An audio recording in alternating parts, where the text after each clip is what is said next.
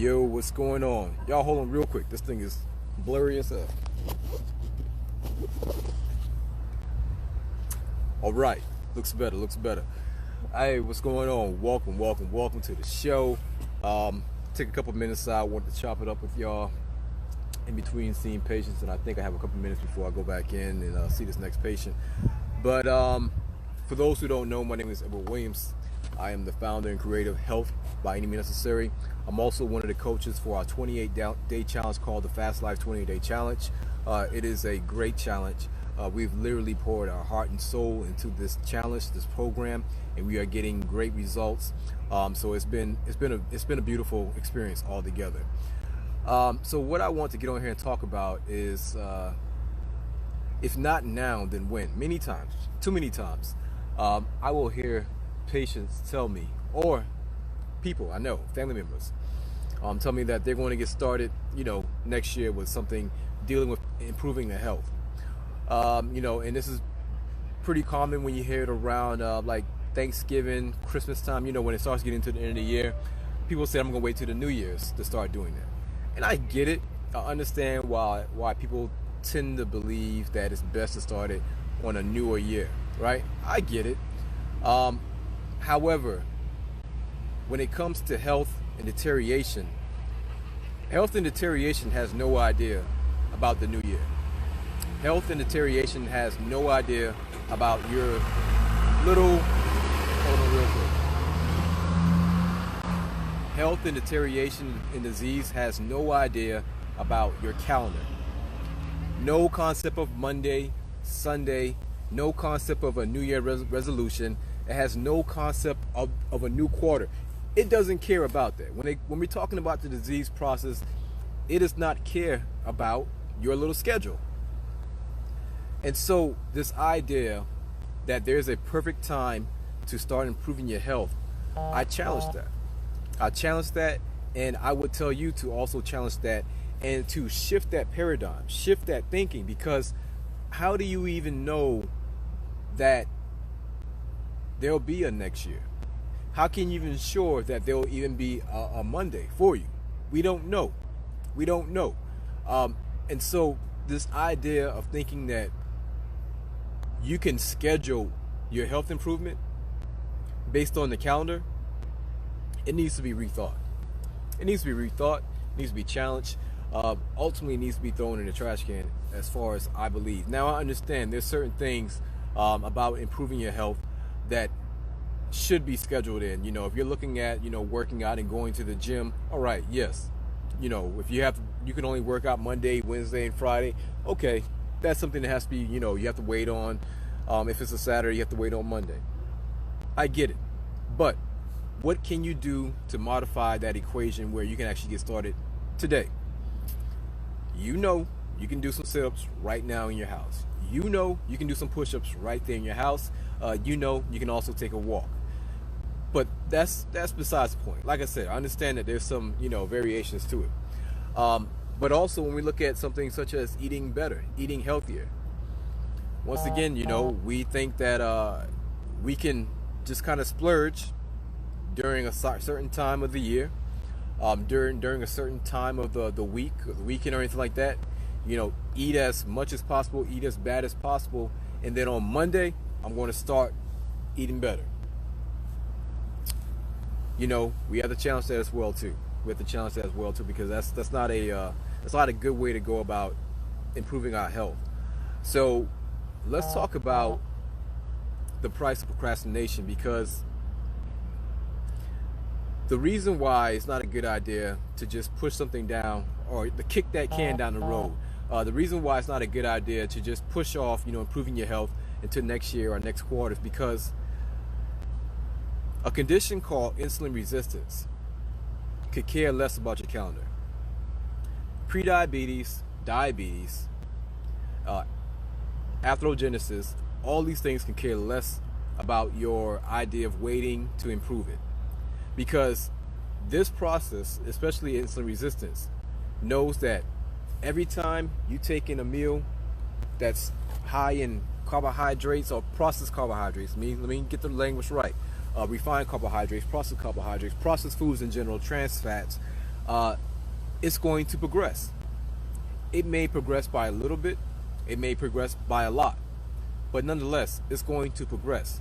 And so this is like being on a battlefield, or let me not make it so serious. This is like being on a football field, right? And everybody starts off at the halfway 50-yard line, right? Well, if your goal is to get to that touchdown so that you can achieve your health goal, I need you to know that every time you are eating the processed food and thinking that you're going to get to eating healthy, later on down the week or next month, they're advancing closer and closer, and to the point where they're in the red zone. Now, excuse my football terminology, because even though I played 2 years of college football at University of South Florida, I haven't watched it since 2007, so my terminology is a little rusty. But if they're progressing that ball down the field called disease and sickness, and you're still waiting until next year or the New Year's or Monday to get started, or spring or summer to get started, yeah, you might stop them when they get to the 20-yard line. You might stop them when they get into the red zone. But if you stop them, they can just kick a field goal, right? They can just kick a field goal, and most field goals are successful. So you're rolling the dice, you're taking a chance, and it's not a healthy chance that you're trying to take. So what I would say is, instead of pushing these things off to the perfect time, which there is no perfect time when it comes to improving your health, the perfect time is right now. Because once again, you don't even know if you're going to be around next year because of something that you may be ignoring right now. Insulin resistance is the foundation for most of these conditions that we're dealing with in our community. Insulin resistance is the foundation for prediabetes, type 2 diabetes, high cholesterol, high blood pressure, PCOS, gynecomastia, hypogonadism, obesity, so many things. And once again, the longer you wait, the more it's going to advance. And fatty liver, that's really what I want to get to. So insulin resistance is the foundation for fatty liver, or actually vice versa. And so when you start to develop fat in your liver because of the foods you're taking in, fatty liver, non-alcoholic fatty liver, only exists because of the foods in a drink. It only exists because of the foods in a drink. When you start clogging that liver up with fat where it doesn't belong, it's called ectopic fat. When you start allowing that to take place because of the foods in the drink, your liver's not going to function or at an optimal level. The function of the liver will continue to go down and go down, go down. The liver is essentially your body's filter. Well, it's one of your filters because you have several filters, but the liver is one of the largest filters in your body. And so if you have a dirty filter that's trying to clean fluid, if you have a dirty filter that's trying to clean fluid, how clean is that fluid going to be? And how important is that if that fluid has to now sustain the 37 trillion cells? That fluid will never be clean. In fact, you're going to get a lot of the impurities coming from the dirty fluid into the quote-unquote cleaner fluid. And those impurities will now be fed to the trillions of cells you have in your body. And so this is a process that's only going to progress the longer we choose to stiff arm and push back the improvement. So fatty liver is something that the longer you've had it, the more work it takes to actually reverse it and to deplete that liver of the fat. So it becomes a expensive price to pay for something that you can get started on today. I'm not saying you got to do a radical 180 in one day, but to sit there and continue to drink the juices, the sodas, the very things that are increasing the fat in the liver is going to cost you, because yes, your body can heal and repair itself, but it's not going to get back to the point where it was before. Now, the big problem with that is because once you start seeing these things show up on blood work, how your practitioner interprets this is going to be different, and their recommendations are going to be different. You have a small amount, unfortunately it's a small amount, that's going to tell you to improve your diet. Now, their improvement in diet and their health recommendations can be completely off, or may be on point with actual health. Once again, that all depends on the practitioner. So too many things depends on the practitioner. I need you to get to the point where it only depends on you, your level of knowledge. And that's why, we make these videos. That's why we do the challenge. That's why we make the blogs. That's why we do the posting on our Instagram and our Facebook. This is why we're doing it, because I need for the community to be empowered with this information. I need for the community to be their own primary care practitioner. Self-care is the theme of the day. We have to get back to that point. And so if the practitioner is looking at this blood work and they have no knowledge of fatty liver, or they don't know that fatty liver has to take place before insulin resistance, their advice may be one that's medicinal. Let's get you started on medications, metformin. Their advice may be something that does not help you progress as far as health. It may help you lose weight, but it may not help you actually improve your health.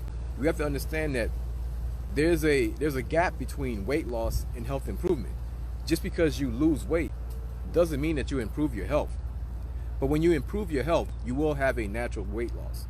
Yes, it may not be as fast as you want it to be, but it is on time. It is on time. It is on the schedule that your body needs it to be. So there's many things you can take to lose weight, but once again, all those things are not healthy. So that's something we have to understand as well too. So insulin resistance, when insulin resistance is allowed to just continuously progress, regardless if you're seeing it on your blood work or not, insulin resistance is the ground zero for erectile dysfunction. It is ground zero for endothelium dysfunction, which is ground zero for atherosclerosis. Insulin resistance is the ground zero for amputations, because you think about what causes someone to have amputations is because of improper blood flow or inadequate blood flow. What causes the inadequate blood flow? Diseased vessels. What causes diseased vessels? Endothelium dysfunction or damage. What causes that? Most times it's going to be insulin resistance, but the insulin resistance is something that has to be there for a while. So if we had to talk in a form of banks, allowing, waiting to improve your health to a certain day on your calendar or a certain time in your year, it's like adding money to the insulin resistance fund. You have an insulin resistance foundation in your body, and we should make it empty. Like, we should actually bankrupt it. But when we say, I'll get to it next year, I'll get to it next quarter, you're just adding to the foundation. And that foundation is going to be empowered, and that foundation is going to progress its movement of amputations, erectile dysfunction, heart attack, stroke. And yeah, we can work on it, we can improve it, we can reverse it. But the work that's going to be required to reverse it will be more, because you've allowed it to go on so far. So I say all that to say this: don't wait, do it now. Diseases have no idea about a calendar. This Monday, next month, next year, no, today. And that's one of the best things about fasting, is because it's so flexible. You can literally stop fasting right now. Just be like, I'm not going to eat. What's the last time I ate? 8 o'clock in the morning. All right, I won't eat until 8 o'clock tomorrow morning. Or, where you feel comfortable, just get started. But I'm just saying all that to say this, there's a price to procrastination. There's a price to procrastination, and that price is the progression of diseases and conditions. Every time you procrastinate, you allow the pathology to progress. Therefore, when it's time for regression or reversal, when you want to start to... Sorry about that. So when it comes time to regression or reversal, you're going to have to pay a bigger price to now get the results that you want. You're going to have to put in way more work and dedication. It's kind of like, not buying a house when it was at a lower price, even though it had high value in it, and waiting till the interest stacks up on it, and then trying to buy it then. You're going to pay a higher price. And you have to be careful with that price, because that price may get to a point where it causes so much damage to your kidneys, and that's something else we need to know. One of the reasons why they say type 2 diabetes is the #1 cause for kidney damage, kidney failure, and then dialysis, it's not just because of the high sugar content. It's not just because of the high glucose. The high glucose is a problem, but what's even more of a problem is the high insulin. Now, those who are going to think about it a little bit more, that may bother you a little bit, because many of us are taking medications to increase our insulin. Many of us are also taking injections to increase our insulin in order to deal with the high glucose. So the high glucose is a problem for the kidney because it overworks the kidney, because your body's going to purposely direct the heightened levels of glucose to the kidneys, so the kidneys can now excrete it throughout the urine. And that's going to overwork the kidneys. It's going to be very taxing on it, and so you're now going to have a kidney doing almost quadruple the amount of work in one day that it should be doing. However, the insulin, on the other hand, the insulin causes damage to the endothelium. High insulin levels causes damage to the endothelium.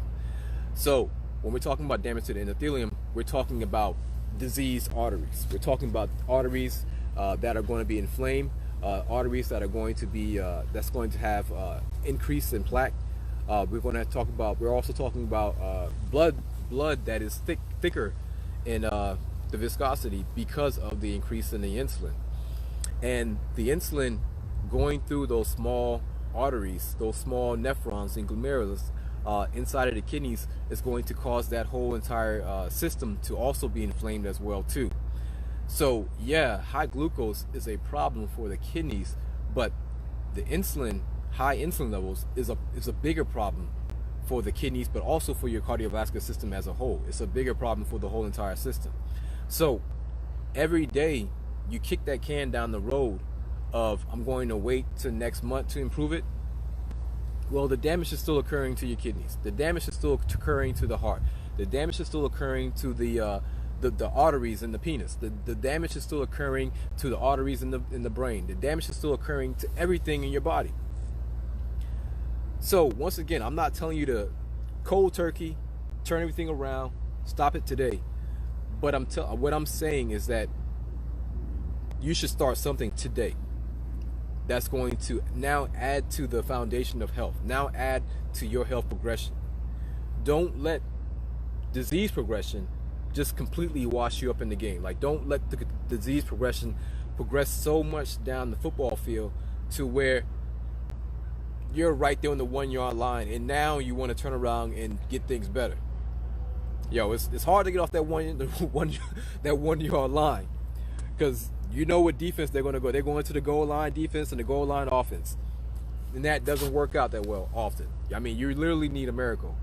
You got to try to pull a Hail Mary, try to do a flea flicker out of something, but you're just making it very difficult for yourself. So push back, fight back. Don't allow the disease to just progress without you doing anything else. Push back, fight back. You can do that by, one, getting more sunlight. I told you sunlight is hormone D. We call it vitamin D, but it's hormone D. That's going to improve your health. Drinking water. I don't have any recommendations for any healthy amount of juice. I just don't. Yeah, if you make a smoothie and everything like that, but you need that fiber. You need the phytonutrients that's going to be inside of the fiber. You need the enzymes. You need all those things. So I don't really have any recommendations for a healthy amount of juice. Walking. Start walking. Whether you go up and down the stairs, wherever you work at, whether you do a couple of air squats throughout the day, but just do something to get moving way more than what you are doing now, because like I said, sitting down is stressful for the body. Fasting. Once again, fasting is extremely flexible. Fasting is something that you can do at any time in the day. You can start fasting right now, or you can start fasting an hour from now, but fasting, you're completely in control. Okay, you're in complete control of your start and your stop, but fasting is something that's going to radically improve your health, especially when we look at doing extended fasting. When we start looking at 2 days, 3 days, and even 5 days. Yes, we have people in our group who will go through and do a 5-day fast together as a community. We support them the whole entire time. And come on. If you're going to ask questions, did they see any differences? Of course, they see differences. Matter of fact, their hands stop moving slower. or it feels like it's moving slower, but everything's still in normal motion. But yeah, so that's it. I just want to make sure people, I don't want you to feel comfortable about waiting. All right, don't feel comfortable about waiting to progress your health. So yes, my goal right now is to make us feel uncomfortable with just thinking that we can lay back and relax and chill until next month or next year to improve our health. No, don't just lay back and chill, because the pathology of that disease is going to progress. Once again, just pick one thing that's healthy and make that a habit. Whether that be drinking more water and carrying a water bottle with you all day long, that's a win. Whether it be you doing 50 push-ups broken up throughout the day, that's a win. Whether it be you making sure you walk around your building or your house or your block or anything like that, that's a win. So I'm talking about practical and sustainable things. I'm not talking about going and signing up for a gym. You can do that, but at the same time, I want you to be careful with making that your goal, because we're really good at finding excuses. We're really good at finding excuses. The car didn't work. My car didn't work. Nobody was at the gym. Something. So drop down and give me 20, soldier. Drop down, give me 20 right now. That's hard to make an excuse for. Stop eating.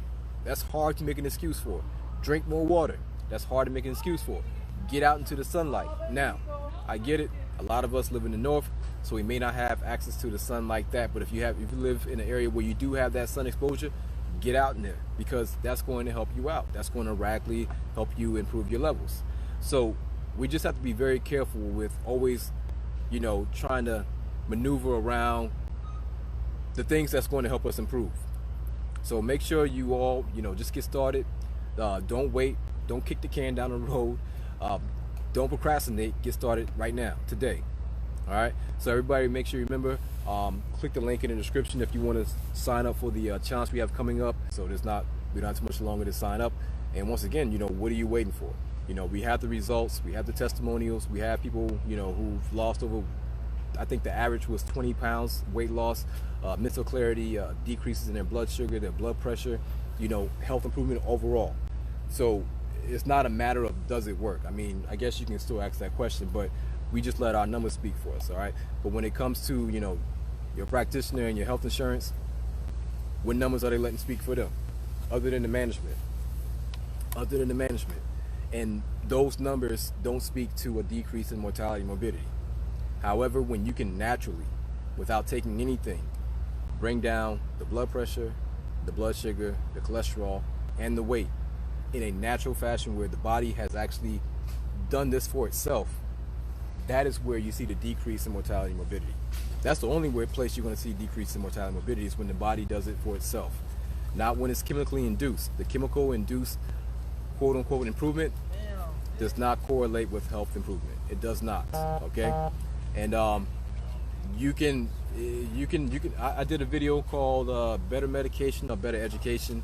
You can check out that video, and you can go and see where I show you pretty much where to go to look those references up and to actually read more about it.